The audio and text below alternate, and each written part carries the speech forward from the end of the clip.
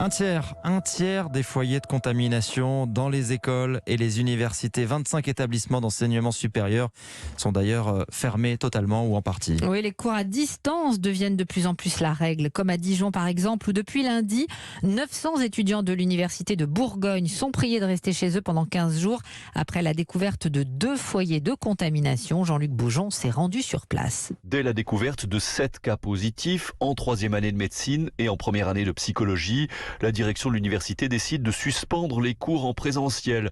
900 élèves, 2 promotions complètes, 600 psycho, 300 médecine sont immédiatement priés de rester chez eux, explique Alain Helleux, directeur général des services de l'université de Bourgogne. Il faut réagir très vite et puis vraiment l'idée majeure c'est de freiner l'expansion. À partir du moment où on a des étudiants qui sont positifs et qui ont été cas contact avec d'autres étudiants, donc avec un phénomène qui peut s'amplifier, mettre tout le monde à distance les uns des autres, c'est la seule mesure efficace pour freiner la contagion. Résultat, depuis lundi, les étudiants suivent les cours de chez eux sur leur ordinateur.